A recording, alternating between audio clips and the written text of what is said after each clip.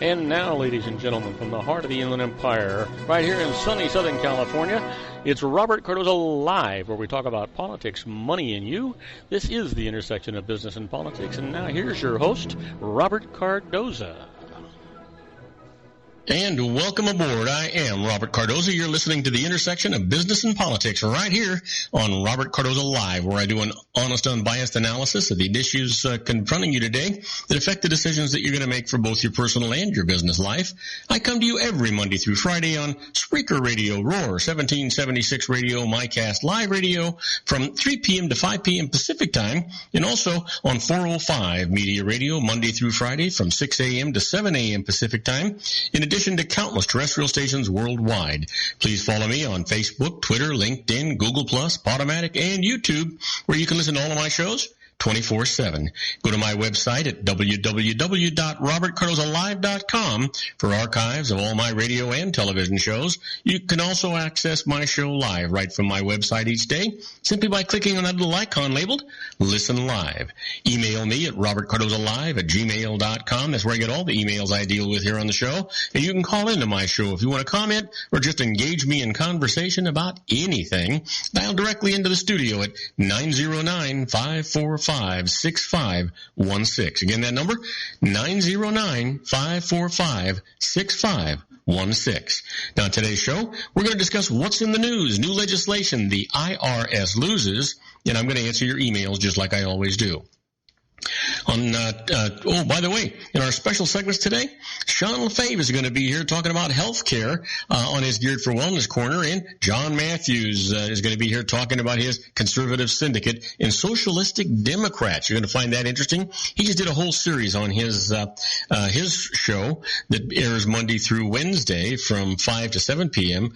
On that very subject. If you haven't gotten it, go to his website at theconservativesyndicate.net and look that up. You'll be glad that you did. But right now, I want you to stand by for news. At 3:05 p.m. Pacific Time, it is currently 81 degrees here in the heart of the Inland Empire in sunny Southern California. Well, I want to tell you about the 10 things that you need to know for today. This is an encapsulated version of the news. The 10 things that you should know are going on around the world that are going to affect, the world, I suppose we could say, right?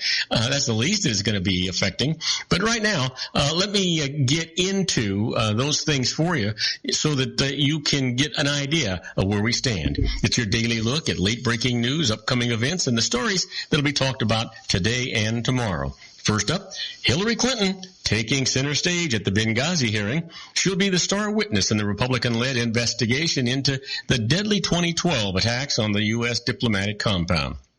And Assad puts resilience on display.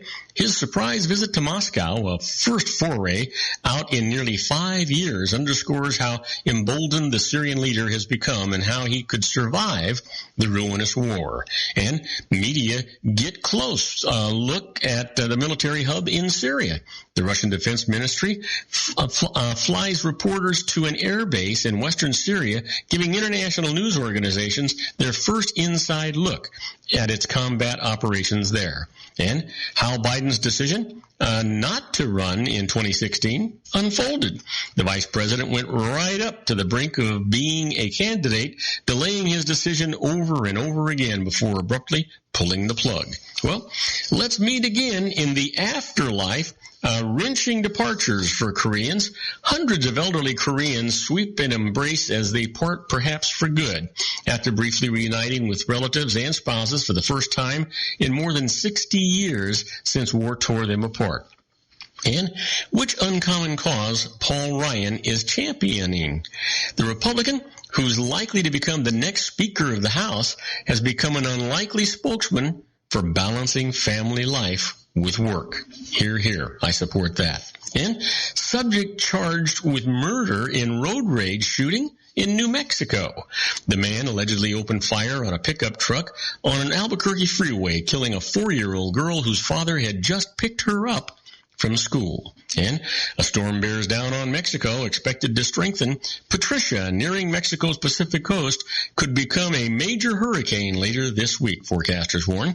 And who's putting divorce on hold? Can you guess? Well, Lamar Odom and Khloe Kardashian decide to stay married as the ex-NBA star continues his recovery a week after he was found unconscious at a Nevada brothel.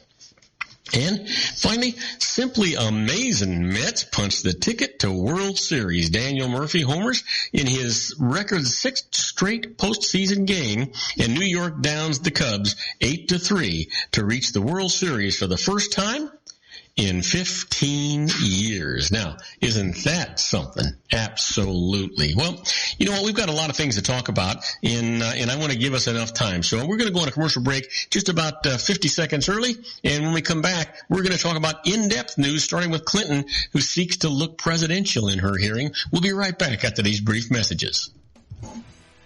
If you want to increase your client base and sales, then consider this, the Relationship Building Network at RBN. Given the current economic conditions and challenges, we all need to work smarter, make smarter decisions, invest our hard-earned dollars where it'll yield the best return for our investment. Many business professionals claim that the most effective networking group in Orange County is RBN. No other networking group or organization can offer what RBN offers. Make every year your best year. Join RBN and start reaping the benefits today. You know, nearly 3,000 businesses have joined RBN and experienced those benefits. Why join RBN? It's one group. It's one membership. It's no renewals. It's all through Orange County. RBN is a freestyle networking group. No mandatory attendance, no restrictions, no rules, and no penalties. Call them at 949-830-5776 or go to their website at rbninfo.com. That's 949-830-5776. If you've ever dreamed of having your own business to make your life secure, you know Water's Edge Wineries might be just the ticket. In 2004, their founder, Ken Lineberger, created the first winery franchise in California. It was a new concept with all of the functionality of a traditional winery, but without the vineyards. They purchased high-quality grape must from one of the largest winemaking companies in the world. Then they craft each wine carefully and bottle it right at their location. The winery was built to satisfy consumer demand for wine by the bottle and by the glass, but still kept the element of allowing customers to bottle their own custom vintage. Now, they're opening urban wineries across the United States under the brand Water's Edge Wineries. If you've ever dreamed of owning your own winery, it may be in reach right now through Water's Edge Wineries. Just give them a call at 909-468-9463, extension 700. That's Water's Edge Wineries, 909-468-9463. Have you ever found yourself caught between a rock and a hard place? The law offices of Blomberg, Benson, and Garrett might be just the answer for you. The attorneys of Blomberg, Benson, and Garrett have been serving the Inland Empire since 1989. They're dedicated to the aggressive litigation of civil, criminal, and real estate matters. Over the years, they have recovered tens of millions of dollars for their clients. The firm's practice specializes in litigation of personal injury, accident, slip and fall, real estate, and criminal law cases. The firm provides clients with the care, accuracy, and dedication of experienced attorneys. Blomberg, Benson, and Garrett is located at 10300 4th Street, Suite 150 in Rancho Cucamonga, California. They've been providing the Inland Empire residents with outstanding legal services for over 25 years. They look forward to providing you with aggressive legal representation. Call them at 909-945-5000, where you can talk to a person, not a machine. That's 909-945-5000, the law offices of Blomberg, Benson, and Garrett. And now let's get back to our show where we talk about politics, money, and you. And I am Robert Cardoza. You're listening to Robert Cardoza Live on the street at the intersection of business and politics. Well, we're talking news, and I promised you it's an analysis. Clinton seeks to look presidential in her hearing. With a calmer demeanor and detailed answers, Hillary Rodham Clinton sought to turn an hours-long congressional grilling on the deadly Benghazi attacks into an opportunity to look more presidential than political. Clinton, the front runner for the 2016 Democratic nomination, used her opening remarks remarks today to urge lawmakers to reach for statesmanship and rise above partisanship when asked by a friendly lawmaker how it felt to be accused of contributing to the deaths of 4 Americans. She spoke in a soft tone about the emotional toll of the 2012 attacks. I imagine I've thought more about what happened than all of you put together, Clinton said. I've lost more sleep than all of you put together. And when the committee's Republican chairman and top Democratic member heatedly argued about making public the panel's earlier private hearings, Clinton sat back with a bemused smile on her face for several minutes. She appeared more than happy to stay out of a partisan spat that seemed to bolster her campaign's contention that the hearing was more about politics than uncovering new information about the violence in Libya. Clinton was largely unflappable through 5 hours of testimony. After a late afternoon break, the hearing was due to continue for a few more hours. For Clinton, the hearing in the cavernous House committee room was a setting that played to her strengths. She's long been more comfortable delving into detailed policy discussions than giving lofty speeches or engaging in other trappings of political campaigns, and she's often been at her best when she has an opponent with whom to draw a contrast. In this case, a Republican-led committee. To be sure, Clinton was sharply challenged by GOP lawmakers on a range of issues, from requests for additional security at the Benghazi compound that went unfulfilled to her frequent email exchanges about Libya with Sidney Blumenthal, a longtime Clinton friend who had no role at the State Department. You know what? I could tell you more and more and more about that, but the truth is that that's a subject that can just go on forever, I'm thinking. There are some fact checks that I could give you about today's meeting, though, and I kind of like to give you that a little bit. Clinton and critics on the Benghazi emails. Let's talk about that a little bit. Congressional investigations, by definition, are about finding facts, but some facts were twisted today in a showdown between Hillary Rodham Clinton and her Republican questioners over how history and voters will remember the deadly 2012 attack on a diplomatic compound and CIA quarters in Benghazi, Libya. A look at some of the claims in the House hearing where lawmakers quizzed Clinton's Secretary of State during the Benghazi episode, and now a 2016 Democratic presidential candidate. Here's something that Clinton said. There was a good back and forth about security on communications between U.S. personnel in Libya and State Department in Washington about security needs at the Benghazi compound before the attack that killed Ambassador Chris Stevens and 3 other Americans. The actual facts? The Independent Review, Clinton convened after the attacks deeply faulted State Department officials in Washington for poor communication and cooperation as diplomats in Libya pressed for more security and Benghazi grew more dangerous. The Accountability Review Board cited a lack of transparency, responsiveness, and leadership at senior bureau levels and shortfalls in Washington coordination contributing to a woefully insufficient security force at the compound. The fewer than half dozen armed diplomatic security personnel at the compound were not well served by their leadership in Washington, the board said. Clinton furthermore asserted that personnel in Benghazi were granted many of their requests for security equipment upgrades. The review board, however, said Washington showed a tendency to overemphasize the positive impact of physical security upgrades to a profoundly weak system. At the same time, Washington officials were generally failing to meet Benghazi's repeated requests to augment security personnel.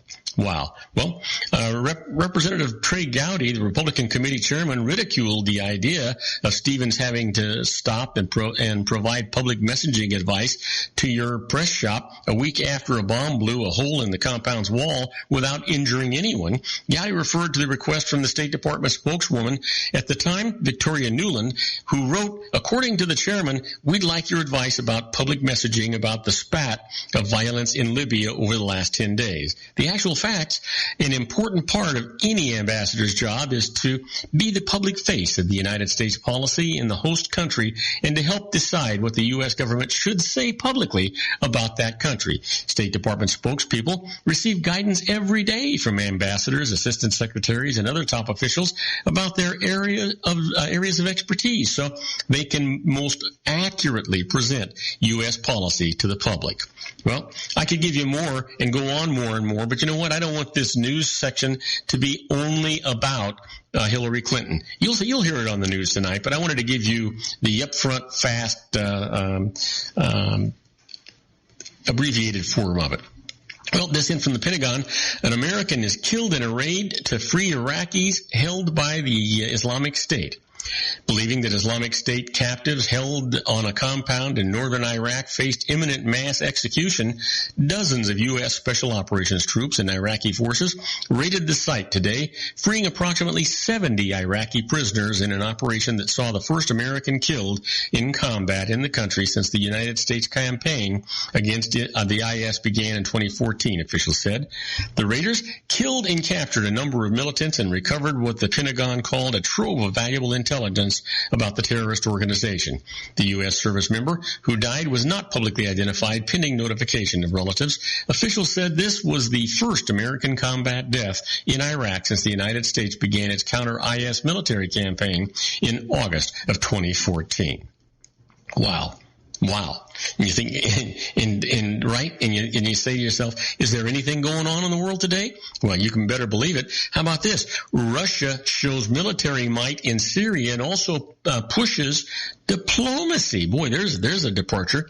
As Russia unleashed waves of warplanes today from this airbase in western Syria to pound militant targets, President Vladimir Putin pushed diplomatic efforts with the West, stressing the need to consider each other as allies in a common fight. Russia put its military muscle on display, bringing Moscow-based reporters to view a day's worth of fighter jets roaring off the runway in dozens of sorties as helicopter gunships patrolled the edges of the sprawling facility. Russian Foreign Minister Sergei Lavrov and Amazon app shop browse, U.S. Secretary of State John Kerry will meet Friday in Vienna, joined by their counterparts from Saudi Arabia and Turkey, both staunch critics of President Bashar Assad. Wow. You know what? And that'll keep going on. But wouldn't it be nice if we had some good news? Well, let me leave you with this. Probe finds an EPA error caused a mine spill that it hoped to avoid. Government investigators squarely blamed the United States Environmental Protection Agency on today, for a 3 million gallon wastewater spill from a Colorado gold mine, saying an EPA cleanup crew rushed its work and failed to consider the complex engineering involved, triggering the very blowout that it hoped to avoid. The spill that fouled rivers in 3 states would have been avoided had the EPA team checked on water levels inside the Gold King mine before digging into a collapsed and leaking mine entrance, Interior Department investigators said. Now, do not go away, because when we come back, I'm going to talk some more about the news. We'll talk about a bond lowered for a friend of a suspect in a black church massacre. I'll tell you all about it right after these brief messages. Do not go away. Isn't it time to shine the spotlight on your expertise? The Interview, starring you. Here's your chance to capture 5 minutes of fame with The Interview. This isn't just any interview. This is your opportunity to showcase your expertise and position yourself as a trusted expert in a one-on-one video interview hosted by Robert Cardoza, host of the nationally syndicated show Robert Cardoza Live and powered by AHA Studios. What is it? A professionally recorded video for your use. Robert Cardoza interviews you on the set where he records his show. Professional interview showcases your expertise and value, shot in a state-of-the-art studio. And what's in it for you? Gain credibility as an expert, earn the trust of your target market, educate in a way that intrigues your audience, gain a powerful marketing tool that offers dozens of uses, website, video sharing sites, social media, email, DVDs, direct mail, lobby video, resumes, profile building, all that kind of stuff. Association with the nationally syndicated celebrity. That's right. And let's talk about AHA Studios. AHA is a strategic marketing firm that leverages the powerful in visual persuasion to help your business create powerful messages that connect with your target market.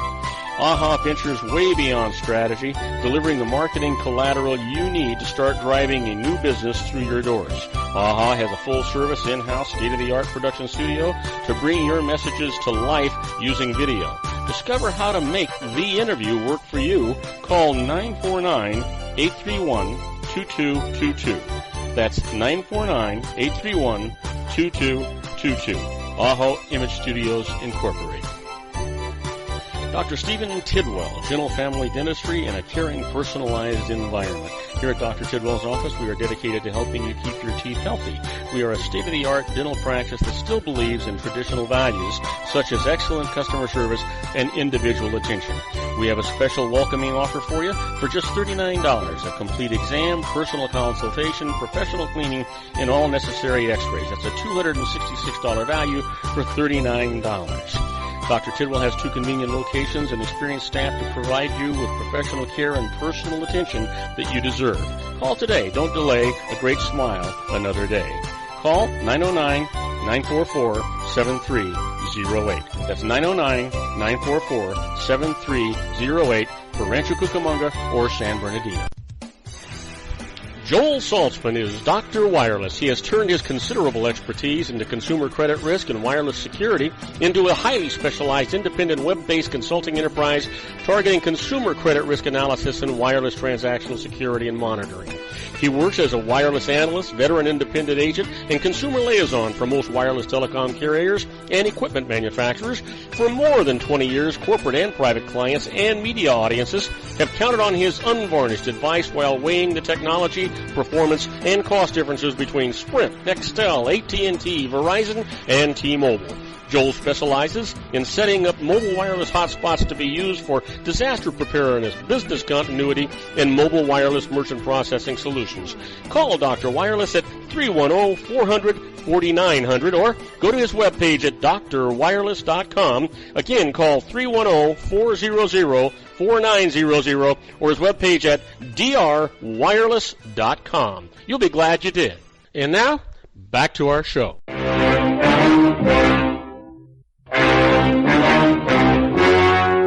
The story you are about to see is true.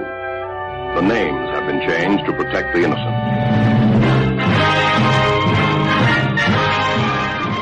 Oh yeah, here we are, my favorite part of the show, the IRS loses. We've got some good cases for you today, so let's get right into them. The first case is the IRS cannot extend the statute of limitations without omitted income. So, sounds a little strange, but let me tell you about it. The IRS assessed tax against a partnership, saying that its partners had overstated their tax basis in it, which caused their income from it to be understated. Now, the partnership objected that the 3-year statute of limitations had expired before the assessment. The IRS answered that the partners had understated their income by more than 25%, so the limitation period was extended to 6 years. So the partnership went to court. This is what the judge said.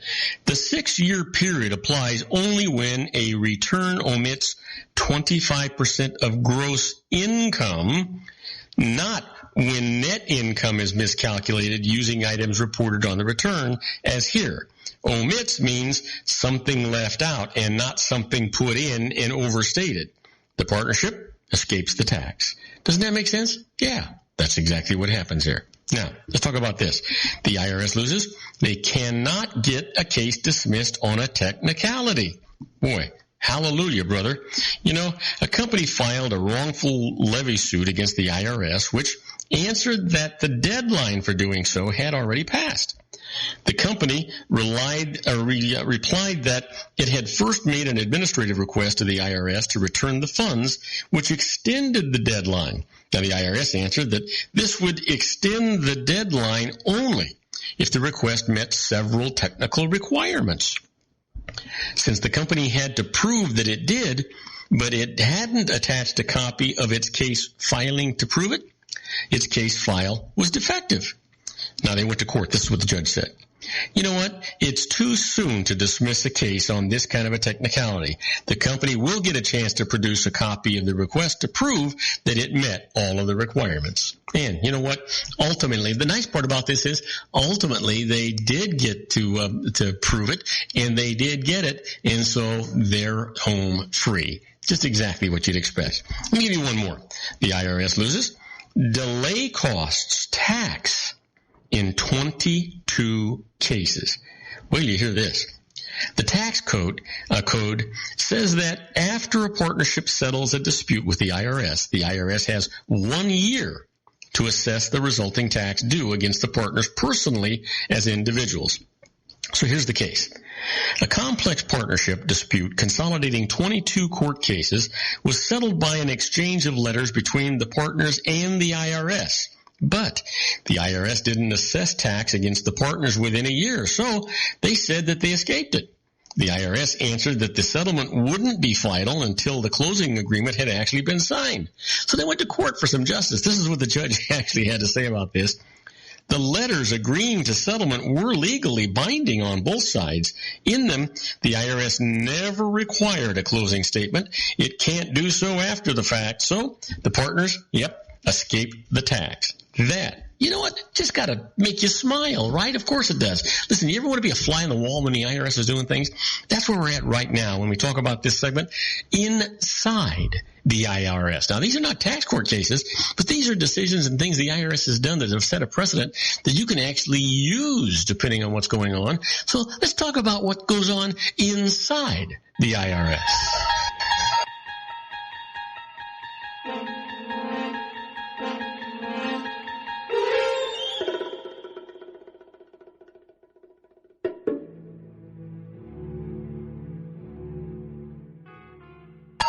Oh, yeah, here we are inside the IRS.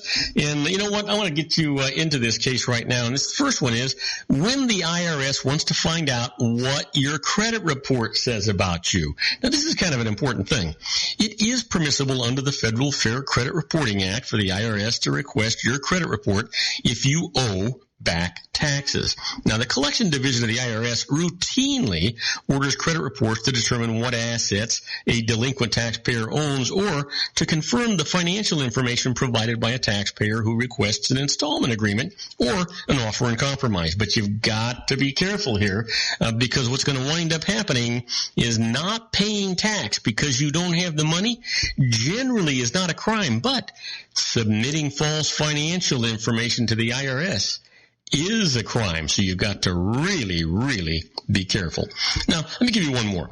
Contesting the decision of a revenue agent after a tax examination. Here's the thing. The most common method of protesting adjustments proposed by a revenue agent is to ask that your case be considered by the IRS Office of Appeals.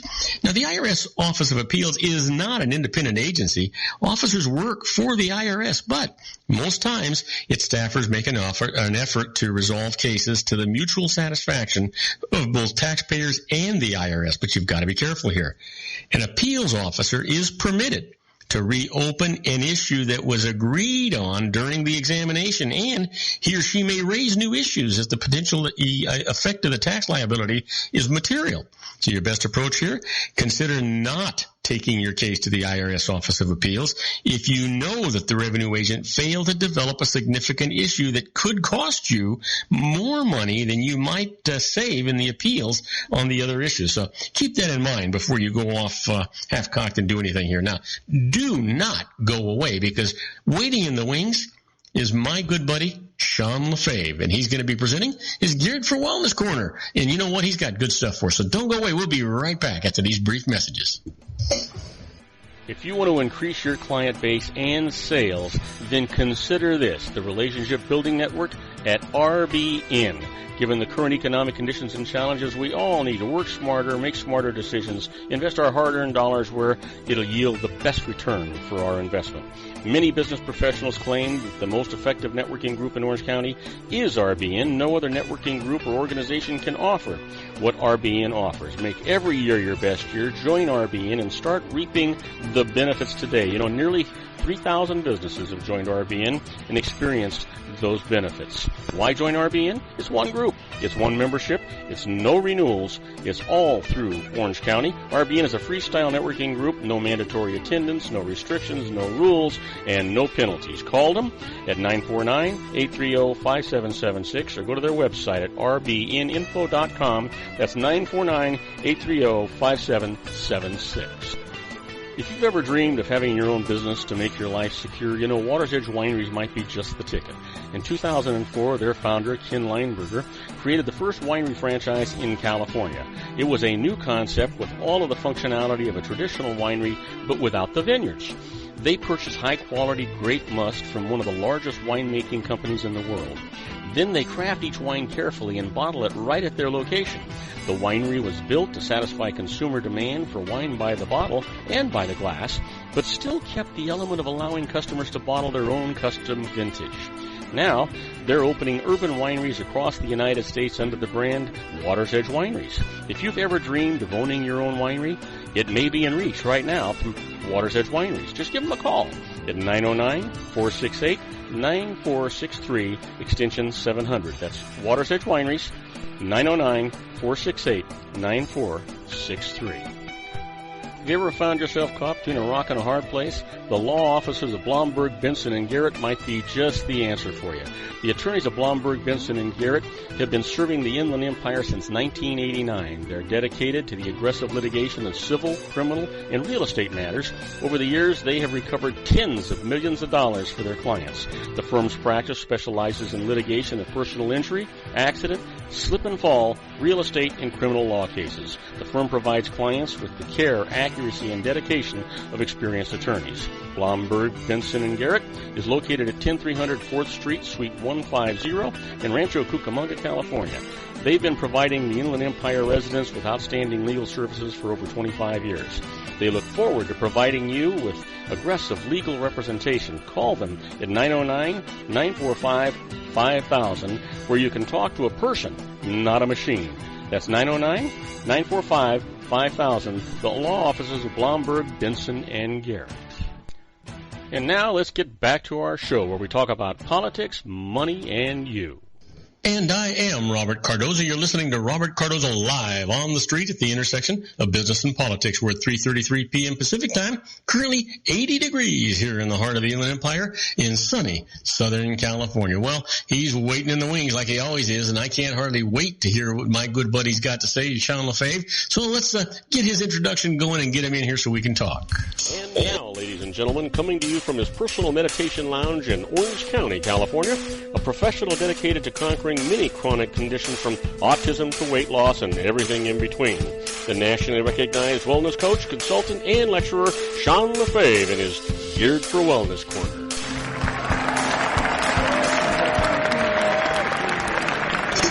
Okay, here we are. We're with my good buddy Sean LaFave. He's basking in the glory of sitting by the beach in his lounge, probably half snockered by now. I don't know if he's drinking brandy or gin or what is your drink of choice anyway, Sean? Why not a little of everything? You know, my drink of choice though is bourbon. I love bourbon. Oh, you're a Jack man. Nope. Jack is not bourbon. It's Tennessee whiskey. Oh, okay. So and don't feel bad for not knowing that. How about Maker's Choice then? Maker's Mark. Maker's Mark. Yeah, Maker's Mark is bourbon. Woodford is a really good bourbon. Knob Creek. There's a Basil Hayden. There's a whole bunch. So for it to be bourbon, how about Jim Beam? What's that? How about Jim Beam?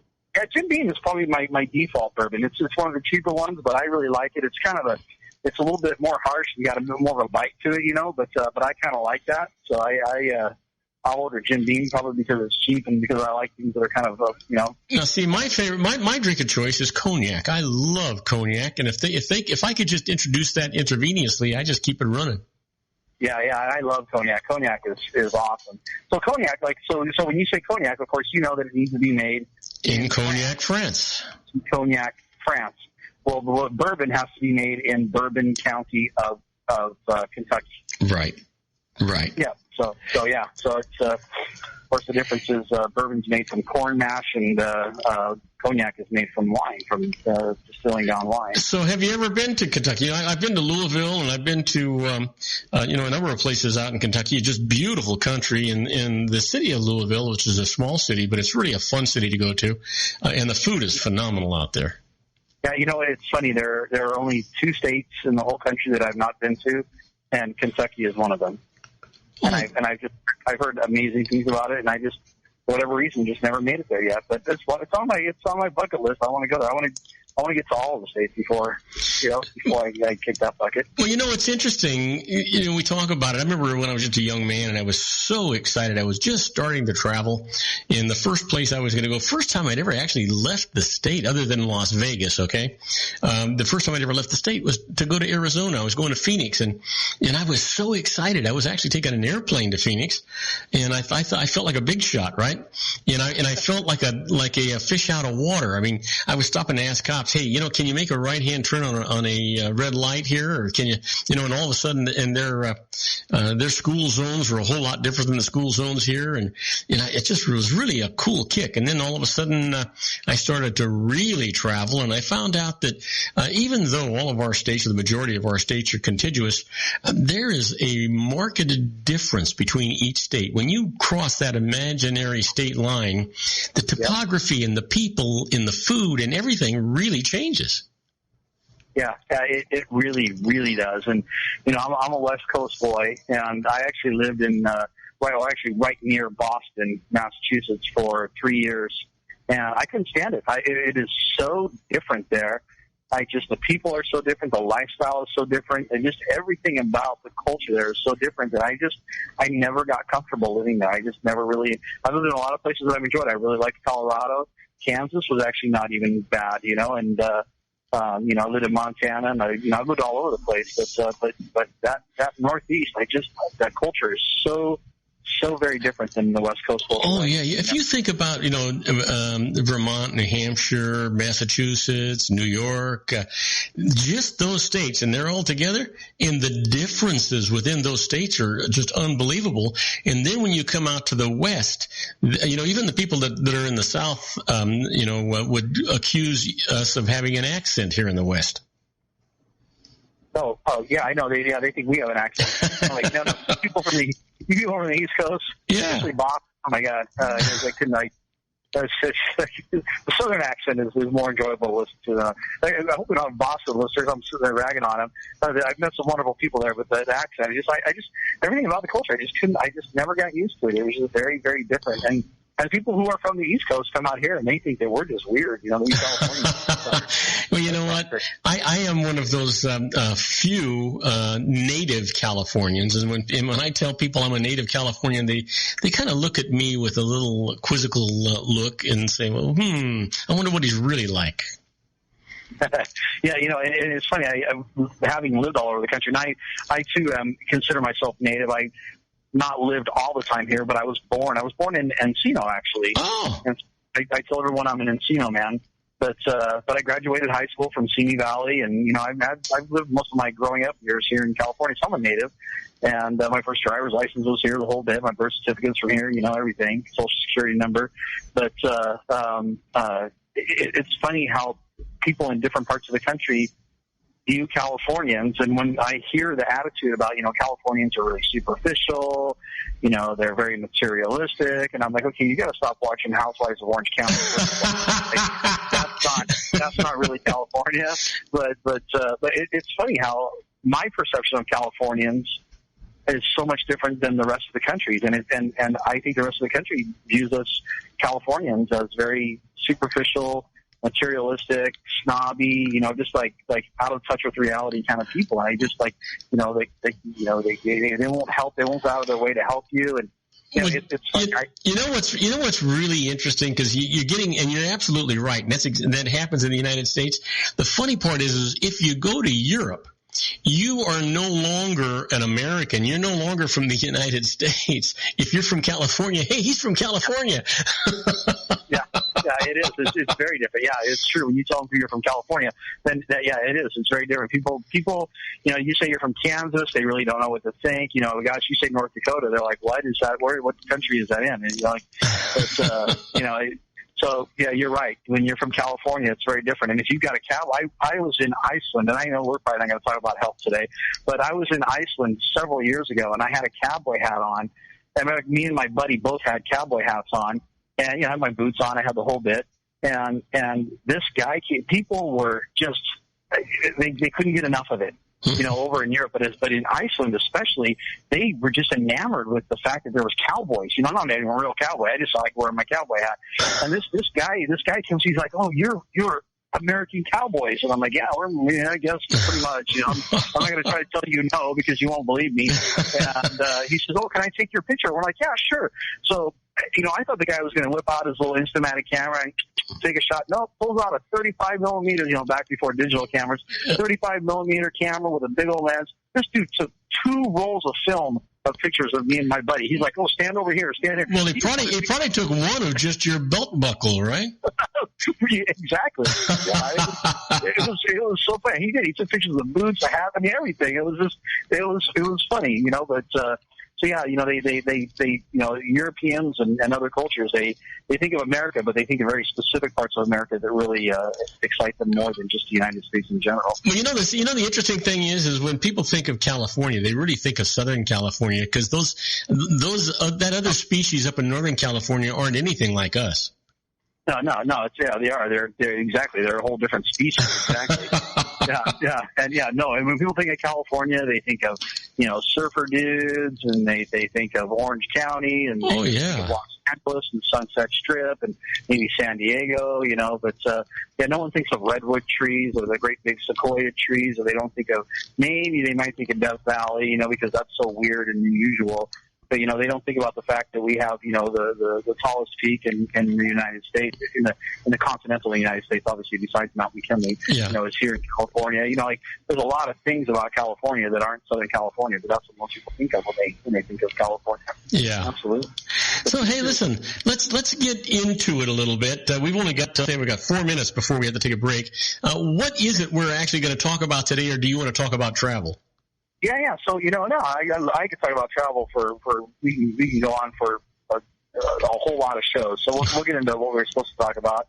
But you know, I know when we finished up Tuesday, I said I was going to talk about the overdiagnosis and the overtreatment of cancer in this country. And you know, this is an article from the Journal of American Medical Association. So, you know, it's peer reviewed, the whole bit. You know, it's not for some, you know, natural website. But what they're saying is, you know, the article starts off and says, you know, basically the concept is that, you know, we have all these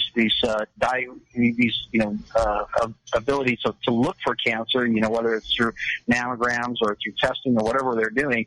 And the whole point is to diagnose cancer earlier so we can get it before it metastasizes, you know, and before metastases occurs. And then obviously the survival rates will increase. You know, it will be less expensive to deal with cancer.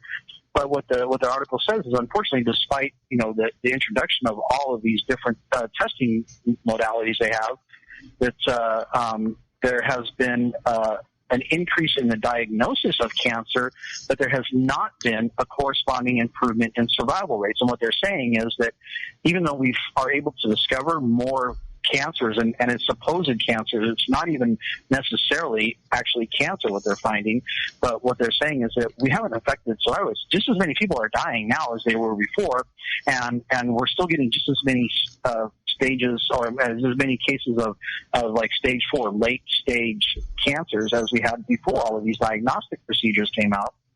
And so what the actual article is titled is Overdiagnosis and Overtreatment in Cancer, an opportunity for improvement. Well, you know, I sent you, I think I sent it to you. I hope I sent it to you, and I don't even have access to it anymore. And there was this study that was done with regard to cancer and catastrophic diseases and things. And they were talking about how it was really a collusion. It was really a conspiracy by drug companies and medical science, because they're not really looking to improve your health. They're looking to treating you because that's where the money is at. And they're looking for customers, and that's exactly what this type of screening has done. It has created more customers, but it hasn't cured, it hasn't fixed. You know, all these pink ribbons, and you know, and I have to really bite my tongue a lot especially when I'm around a group of women, you know, because and God forbid that you say anything negative about, you know, Susan G. Komen or, you know, breast cancer awareness or all that stuff, because I think it's a bunch of 95% of it. You know, I can't stand it. I think it's a waste of money. And you know, when I see things like Totino's frozen pizza with you know the research for the cure, you know, Mike's hard hard cider, Yeah. Here, you can go to, there's BJ's Brew House. I was in there, met some friends for a snack, I don't know, a few weeks ago, and went to BJ's Brew House, and you could get your beer or your drink colored pink for breast cancer awareness. And I'm going, all this stuff that they're using to make money for breast cancer awareness is stuff that will actually lead to cancer. Okay, so hold that thought, because we want to talk some more about that, because I think you're hitting the nail on the head. We'll be right back with our own Sean LaFave in this travesty of misinformation that's going out with regard to cancer and other catastrophic diseases, and what probably the honest truth is. We'll be right back with Sean LaFave after these brief messages. Do not go away. Isn't it time to shine the spotlight on your expertise? The Interview, starring you. Here's your chance to capture 5 minutes of fame with The Interview.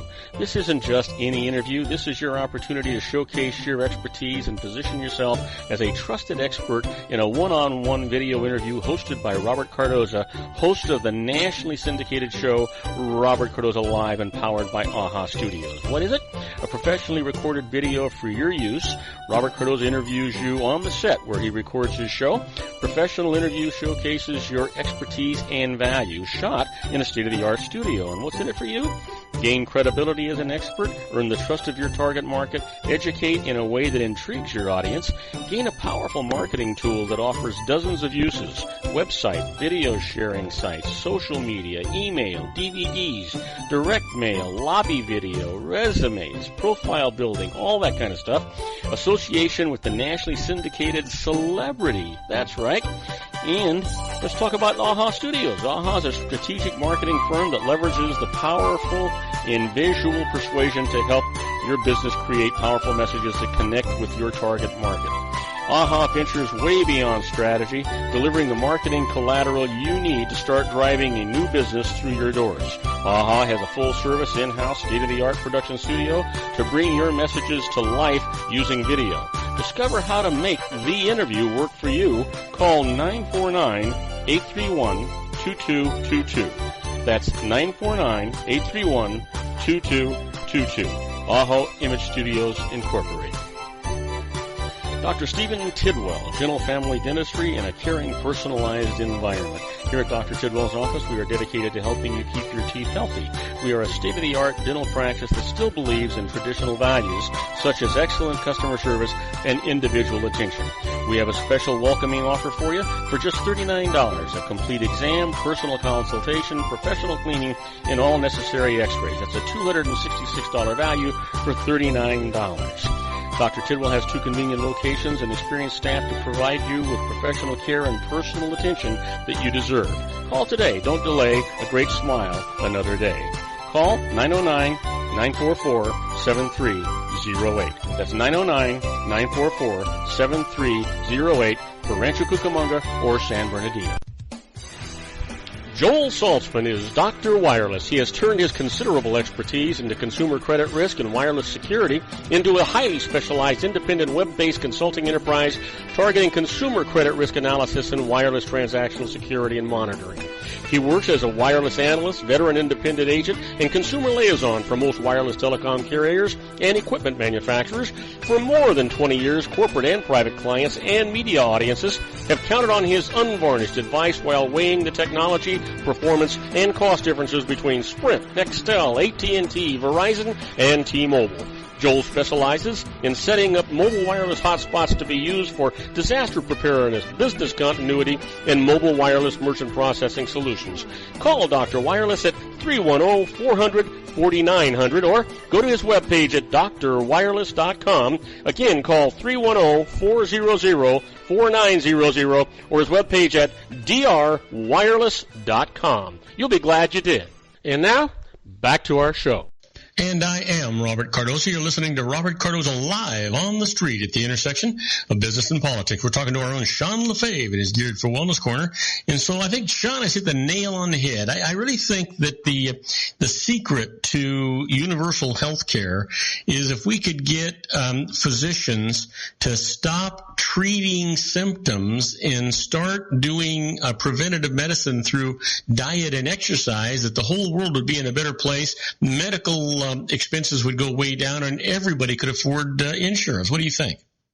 I totally agree with you, because that's exactly what the problem is with what's going on with this article in the JAMA is talking about. Is, we all of a sudden have been spending billions of dollars on detection, and we've not done anything to save lives or prevent stage 4 cancer in people. And yeah, exactly. What we need to do is take that money and look at cures. But I just like you said, I don't think that the big picture. There are people in the medical world. There's a lot of doctors out there who want to find a cure, but I think the pharmaceutical companies in general really are not interested in finding a cure. They're interested in finding continued treatments. You're absolutely right. I mean, think about it. They're in the business of providing treatment. If they found a cure, they put themselves out of business. Right, exactly. And this article, it's crazy, because they're saying that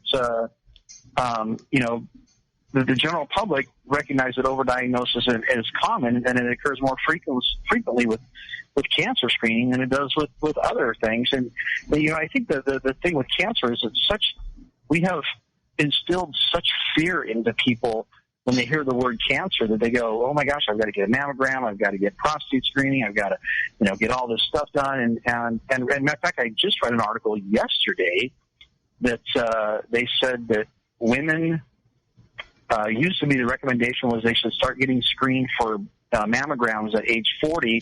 Now they're saying wait till you're 45. Yeah, I saw that. And it used to be after 50 you're supposed to get it every year. Now they're saying no, only do it every other year. And what they're saying is that a lot of these cancers that they're finding are clinically insignificant. That you'll find something and you'll go, yes, this is lung cancer, or yes, this is breast cancer. But the problem is if you left it alone, what they're saying is if you had just not done anything, it would go away on its own. That the body, there's a certain level that the body can't take care of, but there are lots of clinically insignificant cancers in people's bodies that your body can deal with. Your own immune system can kill it off and destroy it and keep it at bay.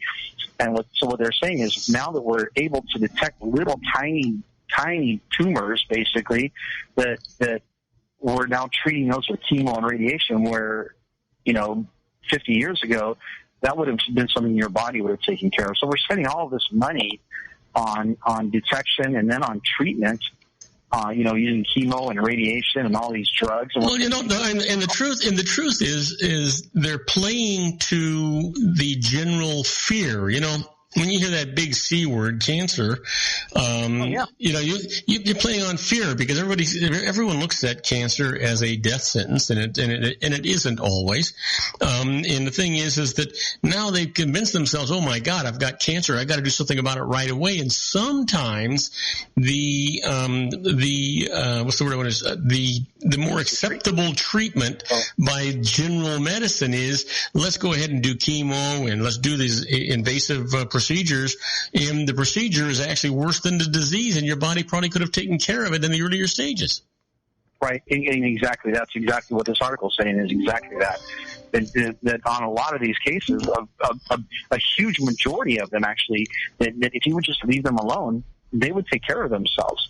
But the common theme here is that it has been that we found it, we attacked it, we did the chemo, we did the radiation, and bam, we saved your life. And so these, people are grateful. So when you approach people, especially someone who's been through a cancer scare like that, they go, no, this stuff saved my life. And because they're told it saved their life. But the fact is, maybe it didn't. All it did was actually make your life worse. So let me ask you this, and because we have medical science, and you have to have respect for medical science. But the thing is that to what extent do the modalities that they use for cancer treatments and these other catastrophic treatments, to what extent is it because that's how they're trained in school, and they buy into these invasive treatments and the medications and things?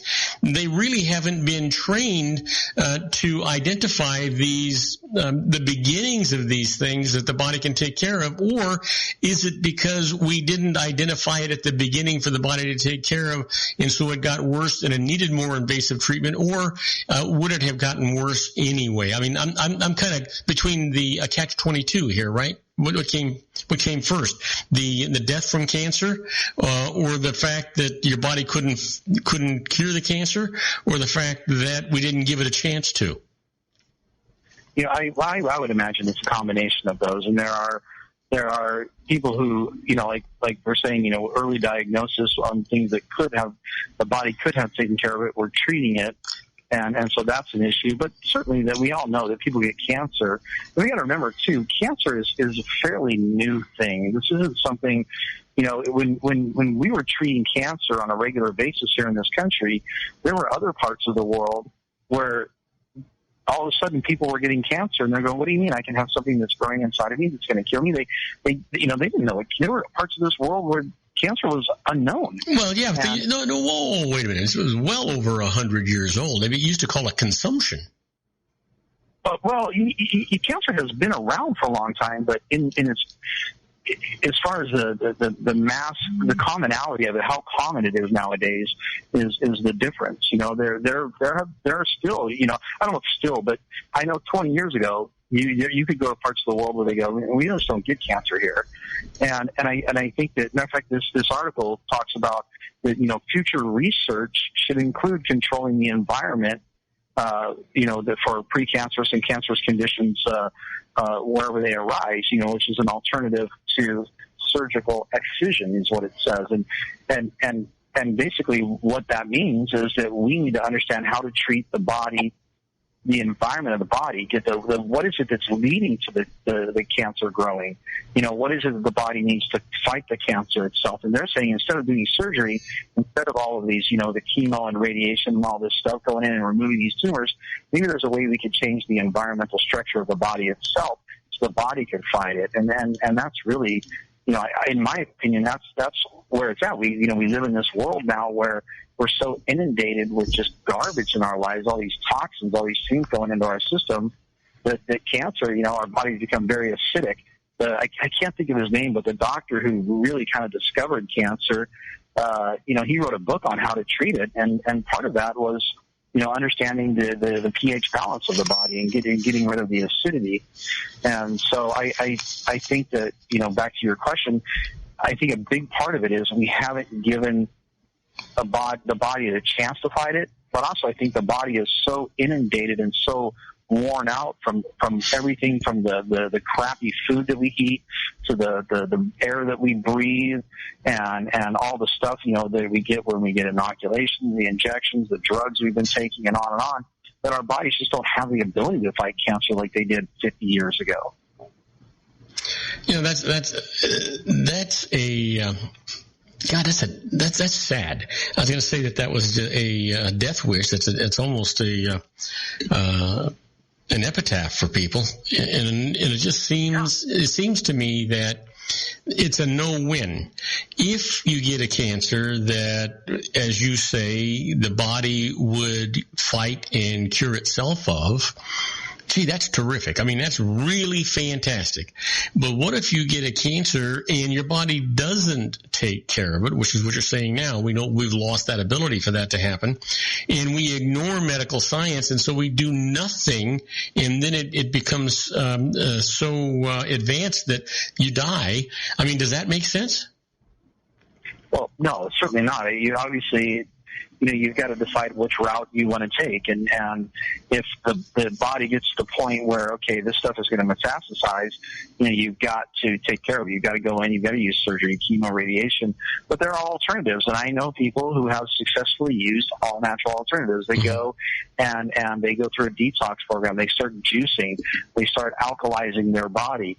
You know, they do these things, and the cancer will eventually go away, and it works. But you know, the interesting thing is because because of you, and I ought to just smack you in the head for it, but because of you, I've actually done a lot of reading on this subject, and there is so much documentation where people have absolutely altered their lifestyles and altered their diets and exercising and did all these things, and there is no explanation from medical science as to why, but their tumors and their cancers went away, and it's because of exactly what you're saying.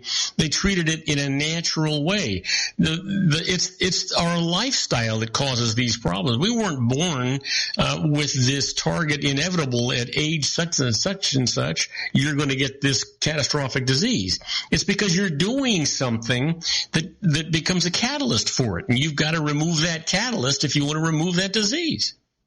No, exactly, and that's exactly it. Now, I've got a friend out in Florida. He's a chiropractor, a very successful one. His name is Charlie Majors, and he was kind of a mentor of mine. I used to a lot of the stuff that I learned on how to build my practice and deliver doctor's reports and stuff I learned personally from Charlie Majors. But a few years ago, matter of fact, just over 5 years ago, he was diagnosed with cancer, and stage 4. He had brain cancer. He had, I think it was in his brainstem or something like that. And they basically gave him a death sentence. They said that you've got months to live at this point. It's not a if, it's a when you die. And it's been 5 years now that it's been in complete remission, and so they can say that he actually, now because it's been more than 5 years, he can come out and say, I've cured myself of cancer, and he did it all naturally. This guy was given a death sentence. He was in the hospital. All the doctors said, yeah, you're going to die. There's no two ways about it. And he was surrounded by a huge support group of other healthcare, natural healthcare professionals who were willing to go, let's work on this. Let's make this happen. And he did. He naturally beat cancer, stage 4 brain cancer. And, it's a powerful story, and it's been over 5 years now. I mean, it happens. But most people are so scared that what if it doesn't work? Well, the unfortunate part is most of the time chemotherapy doesn't work either. That's the problem. That's the problem, because you know what? The real statistic that you hear today is, hey, you know what? If you got cancer, fine. If you take the treatment, fine. Can we prolong your life? Yeah, by a few months, but you're still going to die. You there? Yeah, I'm sorry. You cut on the last part. I said, yeah, you're still going to die. So, anyway, we've got 20 seconds before we have to say goodbye. So what do you want to leave us with? After all that, just, understand the thing you just hit on was we have lifestyled ourselves into this, and understand that your lifestyle changes you can make can not only prevent cancer, but can help you live just an amazing, wonderful life. And those are the things to look for, is what am I doing in my life that I can change to make my life better? And I don't have a cliffhanger for next Tuesday. All right. The cliffhanger is you got to figure out what the cliffhanger is. All right. I've got a nasty thing I can call you, but I can't to take me off the air. In the meantime, you have a wonderful weekend. Stay safe, stay happy, have a great time, and make everybody's life that you touch better for it, will you? I will do that. You same to you, Robert. Thank you. All right. Take care. When we come back, we'll be with our own John Matthews and his Conservative Syndicate Corner. We'll be right back. Don't go away.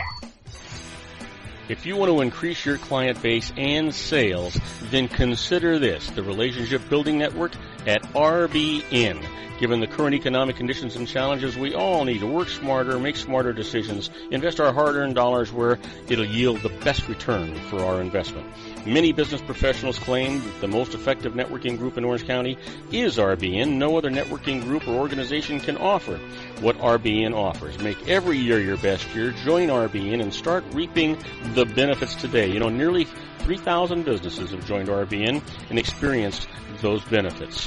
Why join RBN? It's one group. It's one membership. It's no renewals. It's all through Orange County. RBN is a freestyle networking group. No mandatory attendance, no restrictions, no rules, and no penalties. Call them at 949-830-5776 or go to their website at rbninfo.com.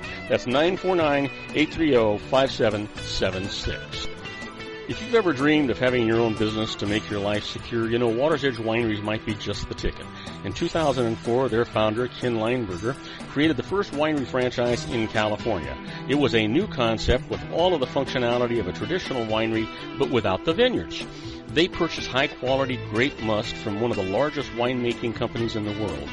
Then they craft each wine carefully and bottle it right at their location. The winery was built to satisfy consumer demand for wine by the bottle and by the glass, but still kept the element of allowing customers to bottle their own custom vintage. Now, they're opening urban wineries across the United States under the brand Water's Edge Wineries. If you've ever dreamed of owning your own winery, it may be in reach right now through Water's Edge Wineries. Just give them a call at 909-468-9463, extension 700. That's Water's Edge Wineries, 909-468-9463. Have you ever found yourself caught between a rock and a hard place? The law offices of Blomberg, Benson, and Garrett might be just the answer for you. The attorneys of Blomberg, Benson, and Garrett have been serving the Inland Empire since 1989. They're dedicated to the aggressive litigation of civil, criminal, and real estate matters. Over the years, they have recovered tens of millions of dollars for their clients. The firm's practice specializes in litigation of personal injury, accident, slip and fall, real estate, and criminal law cases. The firm provides clients with the care, accuracy, and dedication of experienced attorneys. Blomberg, Benson, and Garrett is located at 10300 4th Street, Suite 150 in Rancho Cucamonga, California. They've been providing the Inland Empire residents with outstanding legal services for over 25 years. They look forward to providing you with aggressive legal representation. Call them at 909-945-5000, where you can talk to a person, not a machine. That's 909-945-5000, the law offices of Blomberg, Benson, and Garrett. And now let's get back to our show where we talk about politics, money, and you. And I am Robert Cardoza. You're listening to Robert Cardoza live on the street at the intersection of business and politics. We're at 4:08 p.m. Pacific time. It is currently 80 degrees here in the heart of the Inland Empire in sunny Southern California. Well, you know what? I've got my good buddy John Matthews waiting in the wings. John actually broadcasts Monday, Tuesday, and Wednesday from 5 to 7 p.m. Pacific time on and the easiest way to listen to his show, The Conservative Syndicate, is go to his website, theconservativesyndicate.net. I want to tell you, he just got done with a magnificent series, and we're going to be asking him about it. So we might as well get him in here and find out what he's got to say. So let me get his intro going.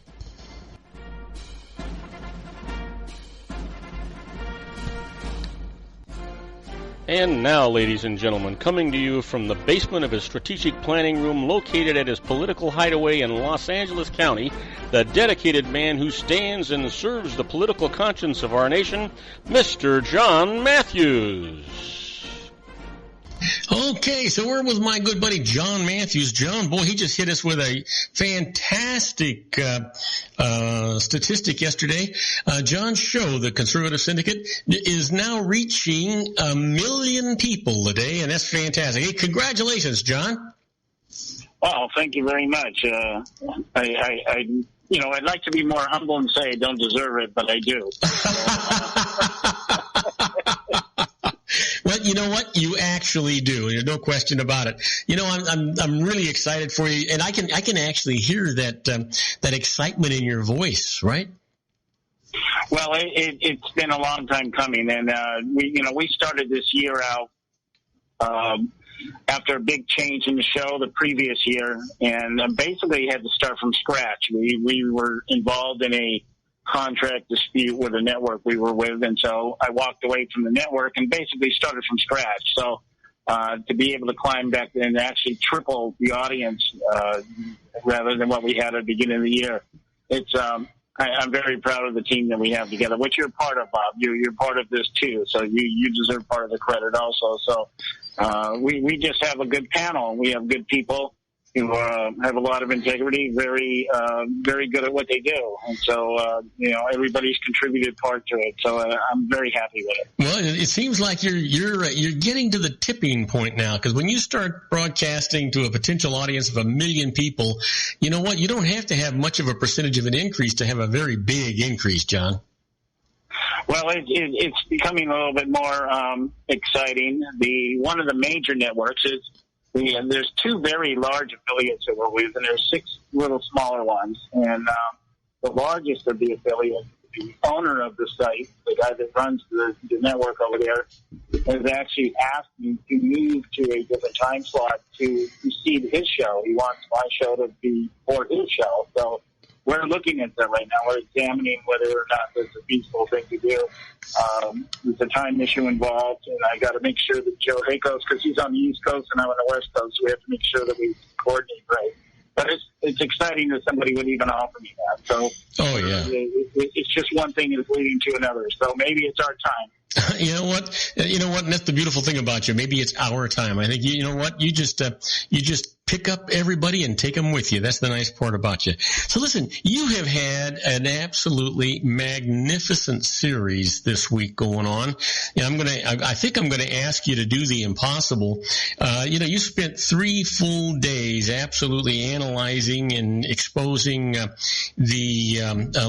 for lack of a better term,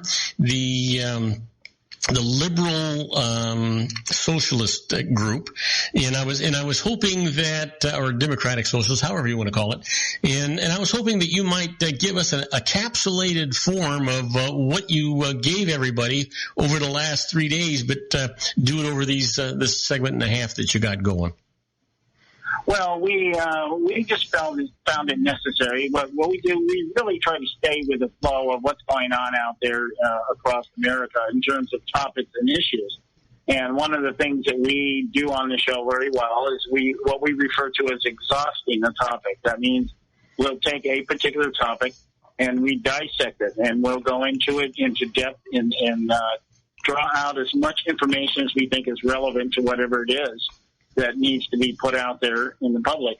And the idea that we had, it actually triggered a thought several months ago when Debbie Wasserman Schultz was asked by Chris Matthews what was the difference between the Democrat and the socialist. And she would not respond.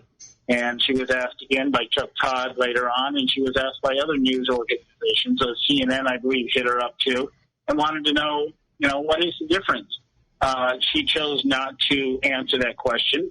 And during the debate last week, the Democratic debate, Bernie Sanders made an attempt to try to define democratic socialism, which is different than socialism, they say. And Hillary tried to respond in her way. Neither one of them got it right. So we thought, well, you know what, let's take this topic and let's look at it and let's dissect it for what it is. And so that's what we did. We spent part of the time talking about the more common variants of this type of ideology. We talked about socialism, Marxism, and communism, their differences, their contrasts, and their similarities. From there, we went to the Democratic Socialists of America's website and pulled up their information, their definitions of what democratic socialism is, and took that to task. And we found a lot of contradictory, hypocritical type statements. The central thought being, of course, that you can't really have any type of government if you have no type of revenue. And revenue has to be done through capitalism. Now, you can argue who's supposed to control it and who regulates it and what's allowed and what's not allowed, but capitalism is at the root of everything. And so we try to, within the context of their debate and what the actual Democratic Socialists of America believe and what they disseminate as information, we took all this and put it together and said, okay, this is what we're looking at. And what it basically is it's socialism that has been repackaged by the left as a new form of capitalism. And the general thrust of it is that private sector puts all the risk on the line, and the government tells them how to do it. And so, and in the process of doing that, through government regulation and oversight, the people that work for a particular company or corporation will achieve some type of social equality with the very people that are actually funding and running and doing and laying out the risk of running a business. So what it is it's an abstract form of redistribution of wealth. And what they're saying is, okay, if you're going to work for company A, then you should get more of the distribution of the wealth.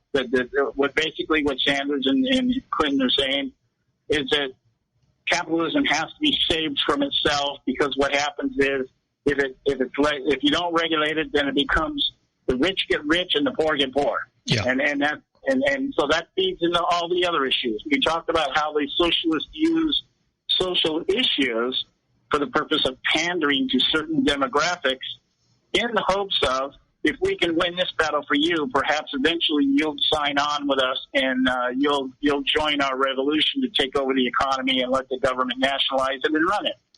So if you take about the homosexual agenda or immigration reform, the war on women, abortion, all these things are issues that the socialists have particularly or specifically chosen to head up under the headline of social injustice.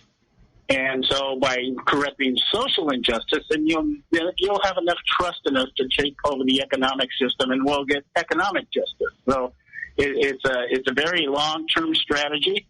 It's been going on for several decades now in this country. I mean, it's been in the country forever, but really kicked into high gear during the Johnson administration and beyond. And we've got members of Congress now that are sitting in Congress, have been sitting there. Some of them have been in there 5 or 6 terms.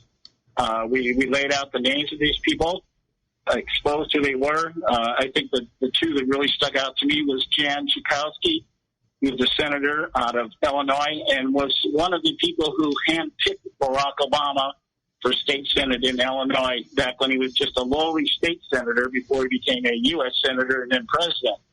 And they worked in the same community organizations, UNO and the Midwest Academy and all these organizations, which is the capital of community organizing in Chicago.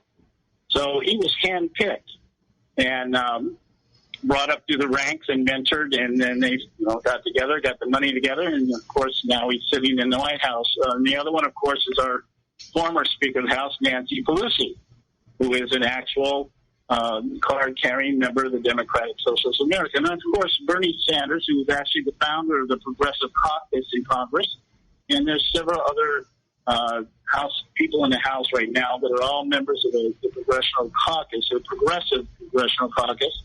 And so these are the things that we wanted the American public to be aware of, is that we've got a situation here where socialism is a long-term strategy. I like to equate it to terrorism. These terrorist cells, they sit around dormant for years until the time is ripe, and then they're activated and they go into work. That's what's been happening with the progressive movement of the party. They've even changed the name of it. It started out in the earlier days, it was communism, and then it became socialism, and then it became liberalism, and now it's progressivism, but it's all under the same label of socialism. Well, it all has the same definition. But John, hold that thought. We've got to go on a short commercial break. We'll be right back with John Matthews and the Conservative Syndicate Corner right after these brief messages. Please don't go away. We'll be right back.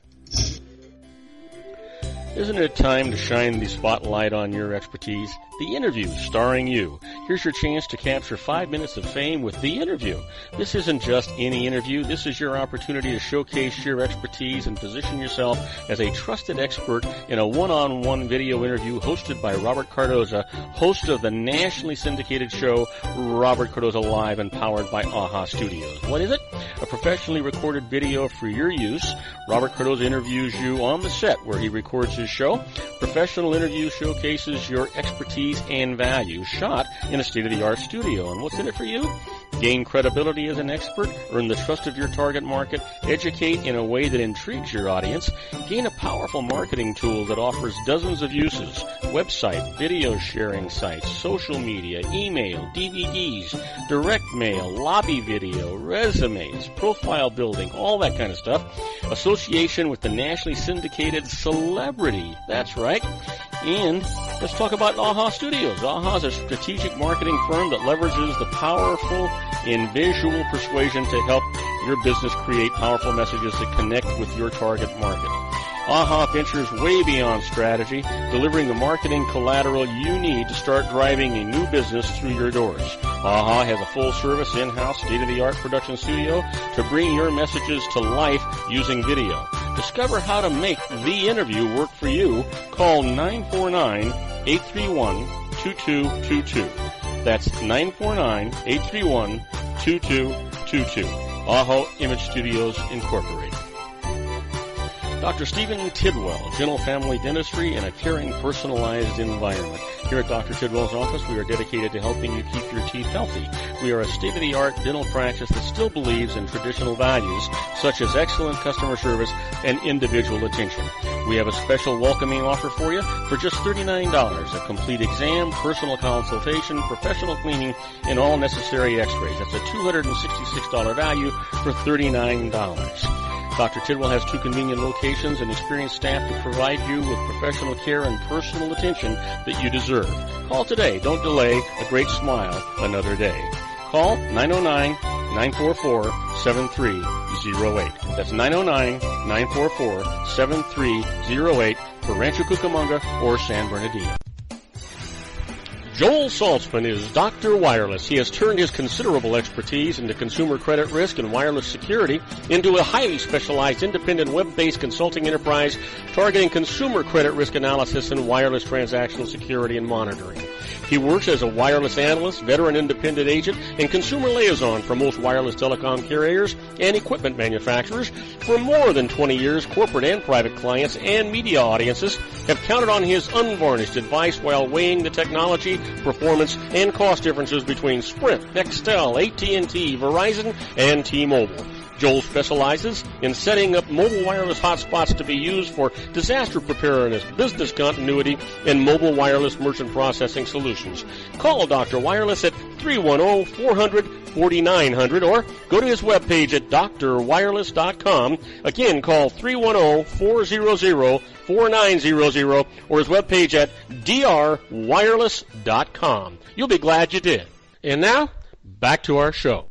And I am Robert Cardoza. You're listening to Robert Cardoza Live on the Street at the intersection of business and politics. We're talking to my good buddy, John Matthews. No, John airs his show every Monday, Tuesday, and Wednesday from 5 p.m. to 7 p.m. Pacific time, the Conservative Syndicate. And if you want to hear his show, and I'm sure you do, I'll tell you what, I can't imagine not listening to it. Tune in, go to his website at theconservativesyndicate.net and just push on that little icon that's labeled Listen Live. Or you can listen to all of his archive shows. John's got a fantastic show. The one thing he's going to do is he's going to convince you that he's done a lot of research, and he has, and he's, you know what? He's not going to just say something he can't defend. So whether you believe him or you don't believe him, whether you agree with him or you don't agree with him, it's good to listen to him because the man has done his homework, and he's going to make you think. Having said that, hey, John, what do you think's going to happen now with Paul Ryan? It looks like the Freedom Party is going to support this guy. Well, so what?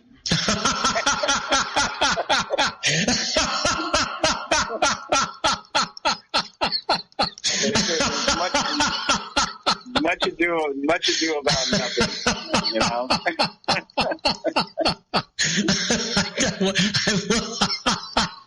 I wasn't expecting that. we might as well talk about climate change. I mean, it's about as relevant, you know. It's a sad state of affairs.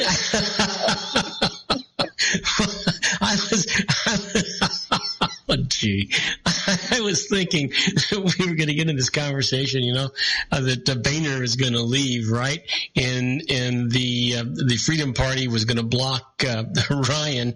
We weren't going to have a Speaker of the House, which means that we weren't going to get any bills in Congress, which means that we weren't going to get the funding bill taken care of, which means the government was going to shut down. And the government shuts down. That means that we're never going to get a Speaker. Who knows what's going to happen, right? No, instead of that, I get, who cares? Well, there's really, there's no other response. I mean, what did you expect? Did anybody actually expect something to really come out of this? It's not going to happen. The idea, Paul Ryan is as much a shadow of John Boehner as Eric Cantor was. Oh, yeah. And, well, I mean, why else would he say, hey, I'm only going to run if I get 100% support and that you cannot throw me out of office? And, you know, he's making up all these rules. And why would he do all that if he was going to make you happy?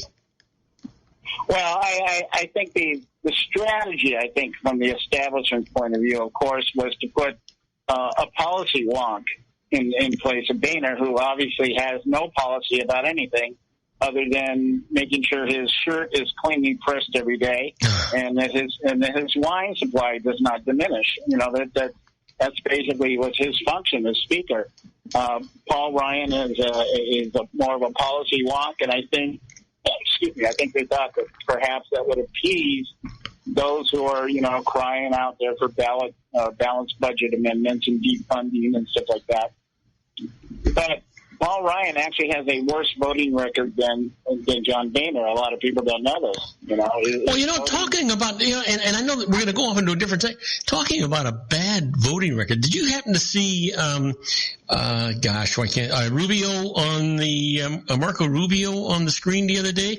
He was actually in front of Congress saying that if you don't do your job, you should get fired. You should do all these things. And the man has not shown up for 47% of his votes.